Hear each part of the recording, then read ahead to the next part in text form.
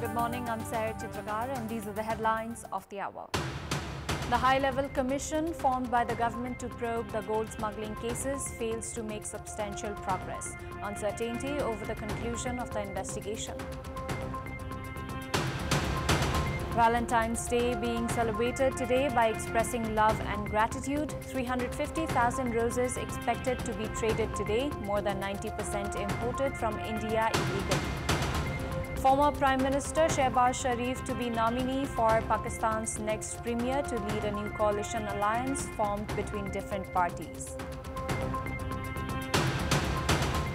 And the updated squad for the ICC World Cricket League 2 series announced. Anil Shah and Dev Khanal secures a spot in the team. Nepal to take on Namibia in the first match of the series tomorrow. Group-wise discussions are scheduled to be held during the Statute Convention of the CPN UML Center today. The discussion is set to continue until 1 p.m. later today and will dwell on the draft of the statute presented by Mao Center Chair Pushpa Kamal Dahal yesterday. 20 groups have been formed to hold discussions on the draft. The leaders of the groups will present a conclusion after the discussion. A few changes are being sought in the organization structure through the statute convention that will continue until tomorrow. CPN UML Center has made preparations to curb the size of its central committee.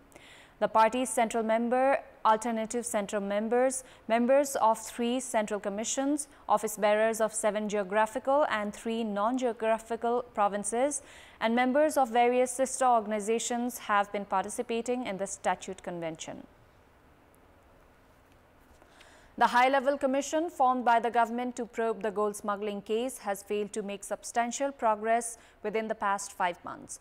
The commission, which was formed on 1st of October, was allocated a deadline of 3 months, which has been extended by additional 3 months. The former judge of High Court, Diliraj Acharya-led commission has collected statements of 40 individuals so far. However, it has not been able to collect new information in this regard. The Commission is also responsible in giving suggestions to prevent gold smuggling in the country. The high-level commission has been rendered ineffective for its lackluster performance in the past 5 months since its formation. The gold smuggling racket, which was being operated by Chinese nationals from Kathmandu, came to light after police recovered 60 kilograms of gold smuggled through the Tribhuvan International Airport. The CIB investigation revealed involvement of customs agents as well as political leaders in the gold smuggling nexus. 32 individuals, including 9 foreign nationals, were arrested and cases had been filed against them. The Commission studies all the possible routes used for smuggling gold from Nepal. The Chinese nationals revealed connection of CPN UML Center leaders Barshaman Pun, Krishna Bahadur Mahara and Vice President Nanda Bahadur Pun's son Dipesh. The Commission also collected statement of Churamani Upreti alias Gore, who is the mastermind of the 33-kilogram gold smuggling case in the fiscal year 2073. However, all the efforts of the Commission have not yielded desired result. The number of deaths in yesterday's vehicular accident in Palpa has reached 10. 8 individuals had died on the spot, while 2 more individuals died while undergoing treatment. 17 individuals, including a 35-year-old, in fact a 35-days-old infant, have been injured in the accident. Yam Kumari Pant, Ram Bahadur Aslami, Krishna Bahadur Aslami and Urmila Aslami of Tinau are among the deceased. According to the information officer of Palpa District Police Administration, Sugandha Shrestha, Butwal's Chandra Ranpal, Palpa's Gita Sunar, Bishnu Kalakami of Ribdikot, Dilkumari Sunar and Dilmaya GC have been identified as the deceased. Those who have been injured include 8 female, 4 young boys, 3 girls and 1 male and are being treated at Lumbini Medical College. Police have detained the driver of the vehicle, Dan Bahadur Chidi. The district police have said that the accident occurred as the vehicle was carrying passengers exceeding its capacity. The government has failed to rescue Nepali citizens from war-torn countries due to what experts call wrong diplomatic efforts. Government's efforts have lacked to ensure the safe release of Kanchanpur's Bipin Joshi, who has been held hostage by Hamas since 4 months. Meanwhile, the number of Nepali youths dying as they fight in the Russia-Ukraine war have been increasing. Families of those who have joined the Russian army have been exerting pressure on the government to bring them home, but official and unofficial efforts by the government have been ineffective. Experts say that the government has also failed in track 2 diplomacy. The authority has failed to make diplomatic efforts with China and India, among other countries, that have strong financial, social and political ties with Russia for the rescue of Nepali citizens. It has also been understood that Nepal has not made adequate diplomatic efforts with countries like Qatar and Egypt that are in constant correspondence with Hamas for the release of Nepali student Bipin Joshi. The government has also not been able to coordinate and make efforts through business persons in these countries to secure the release of Nepali citizens trapped in war-torn countries. The government also remained indifferent towards the issue when Chairperson of the National Assembly, Ganesh Timalsina, visited Russia a few months ago. The Ministry of Foreign Affairs on 4th of December had corresponded with the Russian authorities through a diplomatic note urging them not to recruit Nepali nationals in the army and repatriate those who had already been recruited. A week later, during the graduation ceremony of Kathmandu University, Prime Minister Pushpa Kamal Dahal claimed that efforts were being made to rescue Nepali nationals in the Russian army. Likewise, Minister for Foreign Affairs had stated that he had corresponded with the Deputy Foreign Minister of Russia regarding the issue during the summit of the non-aligned movement NAM in Uganda. However, all these efforts have failed to yield desired results. Time now for our segment, Public Pulse, where you text us with your opinion. Public Pulse. Here's the question: why has the government failed in repatriation of Nepalese stranded in conflict regions? Your options are A, wrong strategy, B, lacking sensitivity, and C, it's a complicated case. Voting is on. Type any WS, select your option A, B or C and send it to 34001 to share your opinion with us. 350,000 roses are expected to be sold on the Valentine's Day today.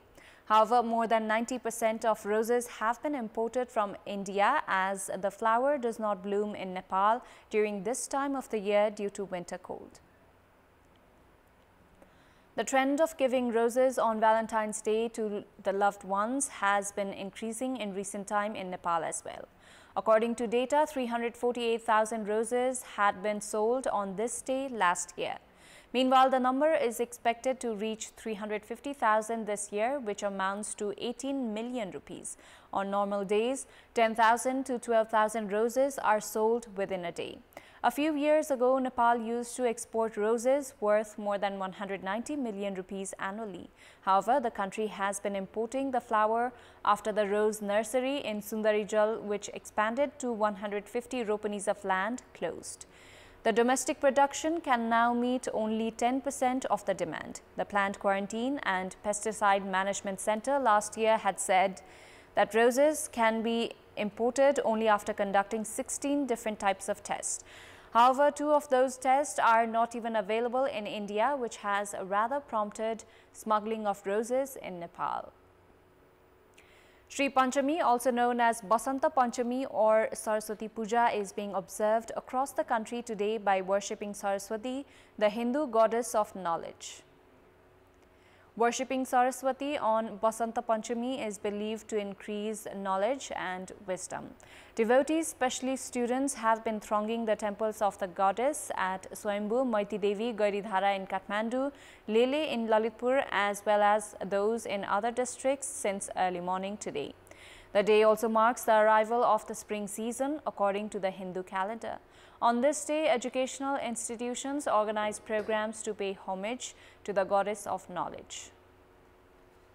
Most service seekers at hospitals tend to face shortage of blood and end up having to pay hefty sum for purchase. The government, meanwhile, has failed to monitor the situation. In many cases in the capital, caretakers of those in need of blood have to make rounds of hospitals and blood units in search of blood, and most often they do not get the required amount. Although the public donates blood for free, they end up having to purchase blood when needed, even though the state's laws has made it illegal to sell or buy human blood. However, on contrary to the laws, the government has also determined the rate of blood some 2 years ago, based on which one can buy blood for a minimum of 810 rupees to 1,640 rupees per unit, which was revised from the previous rate of minimum of 525 rupees to 1,000 rupees. The government has said the costs are imposed for the testing and storage fees. Blood donors accuse the government of doing policy business. In order to deal with shortages, a few local levels and provincial governments have struck an agreement with the Red Cross for free supply of blood for the locals of the region. For instance, locals of Bagmati province can access blood for free upon government recommendation. A few local levels also provide blood upon hospitals' recommendation. However, the Blood Transfusion Service Center still charges for inquiry from the provincial and local levels. According to the National Public Health Laboratory, there are 14 private blood banks in operation at the moment, in addition to over 100 branches of the Red Cross. Apart from these, there are yet to be accounted blood banks in government and private hospitals. In our Public Voice segment, we had asked people in several provinces if it is easy for them to access blood when needed. Let's take a look at what they had to say.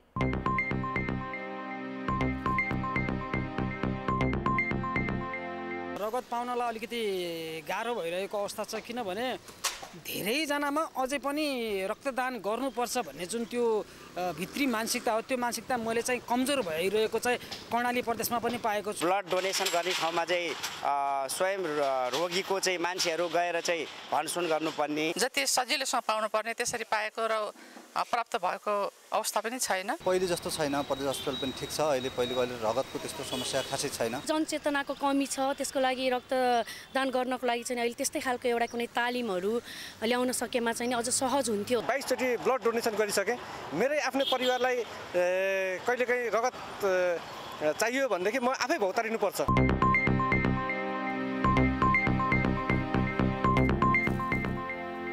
Time now for international update.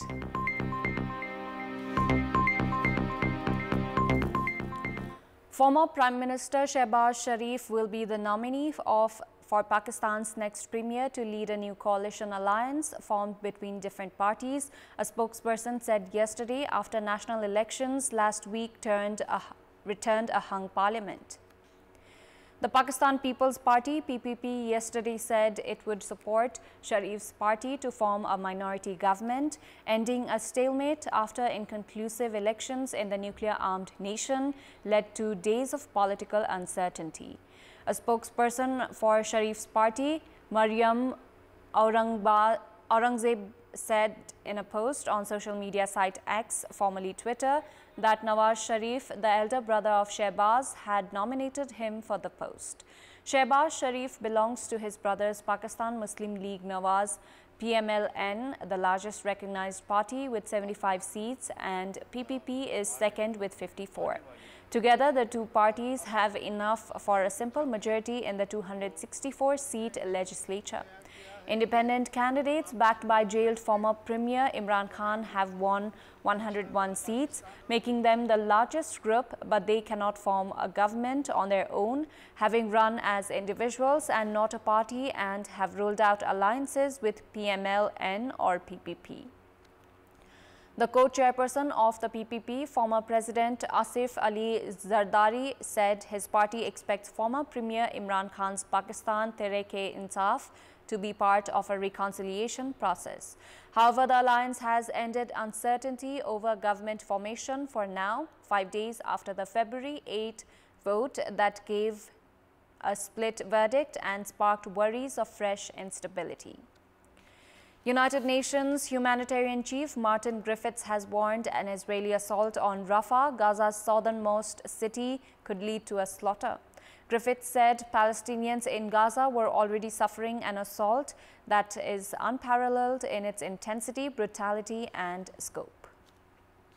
His statement came as negotiations for a ceasefire between Israel and Hamas in Gaza ended without a breakthrough in Cairo. Senior officials from the US, Israel, Egypt and Qatar met yesterday as pressure mounted on Israel from the international community not to invade Rafah. Guterres said that he hoped the talks would be successful so as to avoid an Israeli attack on the city. US President Joe Biden has warned Israel that civilians must be protected. UK Foreign Secretary David Cameron has told Israel to stop and think seriously before attacking Rafah. Meanwhile, South Africa filed an urgent request at the International Court of Justice over Israel's planned military operations in Rafah, urging its intervention to protect Palestinian rights. The ICJ last month ordered Israel to take all measures within its power to prevent its troops from committing genocide against Palestinians in Gaza in a case brought by South Africa. Indonesian voters queued under heavy rain in capital Jakarta as the nation kicked off presidential and general elections today. At a polling station in the South Jakarta, voters came out after the deluge subsided. They said they hoped the presidents would realize their political promises and be fair and honest. The world's third largest democracy will vote for the successor of incumbent President Joko Widodo, better known as Jokowi, who is finishing the second of the maximum 2 terms allowed. The contenders are the biggest parties Ganjar Pranowo and independent Anies Baswedan, both former governors in their 50s, and Defense Minister Prabowo Subianto, a 72-year-old former Special Forces commander, making a third attempt at the presidency. Indonesia's election is often touted as the largest and most complex single-day election in the world. More than 200 million of the 270 million population are eligible to vote. Hundreds of thousands of residents across Australia's Victoria state remain without power after wild weather knocked down transmission lines and sparked bushfires that injured 5 firefighters. Strong winds forced down transmission lines, tripping the generators at AGL's Loy Yang A power station. The outage impacted 500,000 properties, one of the largest in Victoria's history. Authorities said 1 man was killed by flying debris in the south of the state. Train services on some Melbourne routes were suspended and at least 10 schools and dozens of childcare centres were closed. In the state's best, firefighters battled to contain 3 bushfires sparked by lightning yesterday. Australia's Weather Bureau forecast milder conditions today, with temperatures in the low to mid 20 degrees Celsius and moderate winds, but warned the risk was not over yet. The Cricket Association of Nepal (CAN) has announced the updated squad for the CWC League 2 series, with Nepal scheduled to face Namibia and Netherlands beginning tomorrow. Nepal has added the in-form Anil Shah to the squad, who showed an outstanding performance against Canada with the fastest ever ODI 50 for Nepal and his maiden ODI century. Additionally, the young batter Dev Khanal has secured a spot. Meanwhile, Arjun Saud and Rijan Thakal are not part of the selected squad. As anticipated, Nepal has appropriately adjusted the squad following the impressive performances of Anil and Dev in the Canada series. Both Anil and Dev were in the reserve of League 2 Tri-Series squad. Nepal whitewashed Canada in the 3-match ODI series. Nepal is scheduled to compete against Namibia in the first match tomorrow, followed by a clash with Netherlands on 17th of February. Before wrapping up, here's a look at the top stories once again. The high-level commission formed by the government to probe the gold smuggling cases fails to make substantial progress. Uncertainty over the conclusion of the investigation. Valentine's Day being celebrated today by expressing love and gratitude. 350,000 roses expected to be traded today, more than 90% imported from India illegally. Former Prime Minister Shehbaz Sharif to be the nominee for Pakistan's next premier to lead a new coalition alliance formed between different parties. And the updated squad for the ICC World Cricket League 2 series announced. Anil Shah and Dave Khanal secures a spot in the team. Nepal to take on Namibia in the first match of the series tomorrow. That's all for the moment. We will now take you to the live coverage of the match between Nepal and Kuwait under the ACC Women's Premier Cup.